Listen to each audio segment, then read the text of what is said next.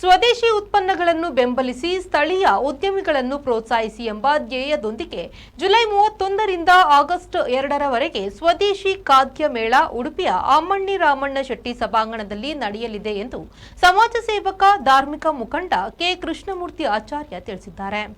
ಉಡುಪಿಯಲ್ಲಿ ಸುದ್ದಿಗೋಷ್ಠಿ ನಡೆಸಿ ಮಾತನಾಡಿದ ಅವರು, ಪ್ರತಿದಿನ ಬೆಳಿಗ್ಗೆ 10ರಿಂದ ರಾತ್ರಿ 10 ಗಂಟೆಯವರೆಗೆ ನಡೆಯುವ ಈ ಖಾದ್ಯ ಮೇಳದಲ್ಲಿ ಸ್ವದೇಶಿ ತಿಂಡಿ ತಿನಿಸುಗಳು, ತುಳುನಾಡಿನ ವಿಶೇಷ ತಿನಿಸುಗಳು, ವಿವಿಧ ನಮೂನೆಯ ದೋಸೆ, ಹತ್ತಾರು ಹಲಸಿನ ಹಣ್ಣಿನಿಂದ ತಯಾರಿಸುವ ಖಾದ್ಯಗಳು, ಮಳೆಗಾಲದ ವಿಶೇಷ ತಿನಿಸುಗಳು, ಸ್ಥಳದಲ್ಲೇ ತಯಾರಿಕೊಡುವ ಹತ್ತಾರು ಲೈವ್ ಫುಡ್ಗಳು, ಹಲವು ಸಾವಯವ ವಸ್ತುಗಳು ಹಾಗೂ ಕರಕುಶಲ ವಸ್ತುಗಳು, ಫ್ಯಾನ್ಸಿ ವಸ್ತುಗಳು, ಗೃಹೋಪಯೋಗಿ ಸಾಮಗ್ರಿಗಳು ಹಾಗೂ ಇತರೆ ಸ್ವದೇಶಿ ಉತ್ಪನ್ನಗಳ ಪ್ರದರ್ಶನ ಮತ್ತು ಮಾರಾಟ ನಡೆಯಲಿದೆ.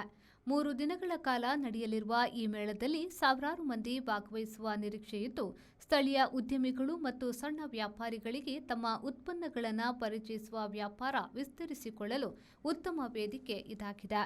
ಆ ಮೂಲಕ ಸ್ಥಳೀಯ ರೈತರಿಗೆ ಪ್ರೋತ್ಸಾಹ, ಸಾವಯವ ವಸ್ತುಗಳ ಸದ್ಬಳಕೆ ಹೆಚ್ಚಿಸಲು ಮತ್ತು ಆರೋಗ್ಯಕರ ಸ್ವದೇಶಿ ಆಹಾರ ವಸ್ತುಗಳು ಹಾಗೆಯೇ ಸಾವಯವ ವಸ್ತುಗಳಿಗೆ ಹೆಚ್ಚಿನ ಆದ್ಯತೆಯನ್ನ ನೀಡಿ ಪ್ರಚಾರಪಡಿಸುವ ಉದ್ದೇಶದಿಂದ ಈ ಕಾರ್ಯಕ್ರಮವನ್ನು ಹಮ್ಮಿಕೊಳ್ಳಲಾಗಿದೆ ಎಂದರು.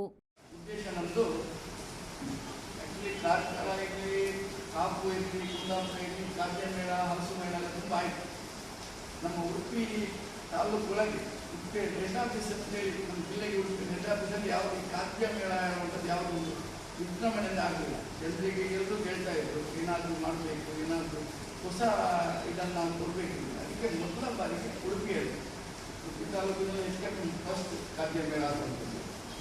ಅದಕ್ಕೆ ನಮಗೆ ಎಲ್ಲರಿಗೂ ಸಹಕಾರ, ತಮ್ಮ ಸಹಕಾರ ಬೇಕು ಅಂತೇಳಿ. ಯಾಕಂತ ಹೇಳಿದರೆ ತಮ್ಮ ಸಹಕಾರ ಇದ್ದಿದ್ರೆ, ಮೀಡಿಯಾ ಆಗಲಿ, ಜನಲ್ ಆಗಲಿ, ಪತ್ರಿಕೆಯವರ ಸಹಕಾರ ಇದ್ದಿದ್ರೆ ನಮ್ಮ ಸ್ವದೇಶಿಯನ್ನು ನಾವು ತಿಳಿಸಬೇಕಾದ್ರೂ ಒಂದು ಬೇಕು, ಇಲ್ಲ ಪ್ರಸಾರಕ್ಕಾದ್ರೂ ನಮಗೆ ಬೇಕೇ ಬೇಕು. ಆ ರೀತಿಯಲ್ಲಿ ಸ್ವದೇಶಿ ಉತ್ಪನ್ನಗಳ ಒಂದು ಮಳಿಗೆ 31-1-2 ಅಮ್ಮಣ್ಣಿ ಉಡುಪಿ ಅಮ್ಮಣ್ಣಿ ರಾಮಣ್ಣ ಶೆಟ್ಟಿ ಸಭಾಂಗಣ ಸ್ವದೇಶಿ ಖಾದ್ಯ ಮೇಳ 3 ದಿವಸಗಳ ಕಾಲ ನಾವು 31ಕ್ಕೆ 10 ಗಂಟೆಗೆ ನಾವು ಪ್ರಾರಂಭ ಮಾಡ್ತೇವೆ. ಆದರೆ 1ನೇ ತಾರೀಕಿಗೆ ಅದನ್ನು ಉದ್ಘಾಟನೆ ಮಾಡ್ತೇವೆ.